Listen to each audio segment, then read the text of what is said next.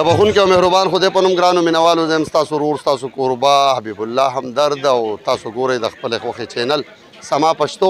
مینوالو نن سبا په کراچۍ کې یو او غواړو چې د کراچۍ دغه ښایسته سیمې موږ ستاسو سره شریک کړو لا شریک وو او سم د سره شریکې کړې هم دي چې کم از کم هغه خلک چې د کراچۍ نه لرې دي هغه د دغې نه خوند واخلي او د دغه ځایونو باندې د هغې د دغه ځایونو په لیدو سترګې یخې شي مینوالو دا مهال په کیاماڼۍ کې یو او د کیاماڼۍ هغه سیمه چېرته چې مهي یا مچي میلاویږي هغه سیمې ته راغلي یو او هغه بازار ته راغلي یو دغه بازار موږ تاسو ته ښایو چې په دغه بازار کې کم رقم مهي چې دی هغه دلته میلاویږي او دغه مهي چې دی بیا خلک ډېر زیات په شوق سره او ډېر په مینه سره اخلي او خوري موږ هم راغلي یو دغه بازار ته او که تاسو وګورئ نو دا زما په وروستو باندې ډېر زبردست او نایاب قسم مهي دی اگر چې ماله د دې نومونه نه راځي خو مختلف قسم داسې راته ښکاري چې کم پاپلیټ او کم غټ غټ مهي دغه مهي دغه نږدې سمندر دی چې د دې نه په لانچونو کې نیول کېږي او بیا هغه دلته پلورل کېږي او خلک یې چې دی اخلي او ډېر ګران هم دومره نه دي ریټونه هم ښه دي او مهي هم زیاتره چې دی په دې بازار کې هغه مهي چې میلاویږي تازه مهي دي ښکلې مهي دي نن راغلي وو او دغه بازار کې به ګرځو دغه مهي به یې نو تاسو سره به شریکو مینوالو زما په خوا کې دا مهي به تاسو ته ښکاري چې ماشاءالله یو ډېر لوی مهی دی دا ملګري راغستی دی او یقینا چې د شکل نه هم که موږ ورته وګورو څه عجیب شکل یې دی نه پوهېږم چې نوم به یې صحیح خو ډېر ګیسر مهی دې ته ویل کېږي چې دا د دې نه هم غټېږي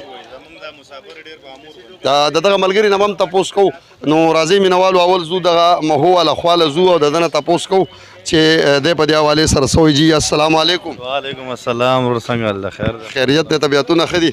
څه به وایې د دې مهو حوالې سره زموږ کتونکو ته بس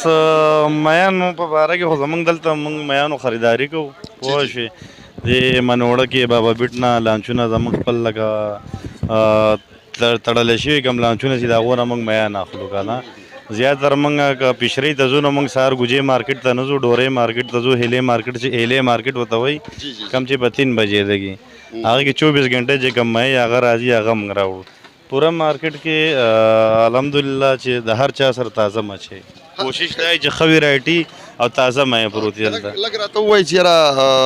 سوات کې یا په کوم شاته پښتونخوا کې د کوم ځای زه د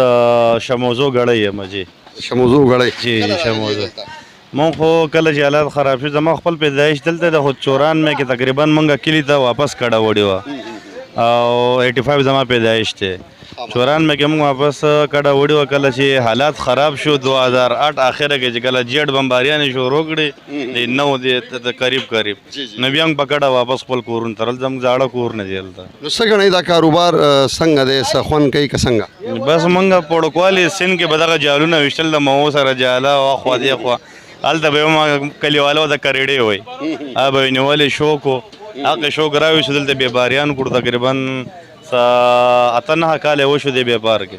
څو قسمه مچۍ دلته عموما دی ستا په خیال یاره مونږ خو لکه شمار یې نشته بې شمار دی ځکه چې اوس به کوم داسې مین راشي چې مونږ یې پخپله نه پېژنو غټ غټ قسمونه دا زه تاسو ته ښیم که نه ورور تاسو د کیمرون ته دا هیره ده ریډ سنیپر ورته وایي هیره ده دا هیره ده دا هیره ده دا مولا دی مولا دی دا ډوکاریه هیره ده ډوکارې هیره دا مشکه ده مشکه ده اوږده چې دي دا اوږده دی دا بیراکونډه وایي انګلیش کې دا وایټ کونډ دی هغه بلیک کونډ دی دواړه نسل یو دی خو د هغې غوښه تورې او د دې سپینې او د دې لکۍ به ژیړې د هغې به تورې بس دا واړه چې دي بیا دا د دې بچي دي حمور دا عربیان کویت دوبۍ ته سپلای کېږي دا عربیان په شوق سره خوري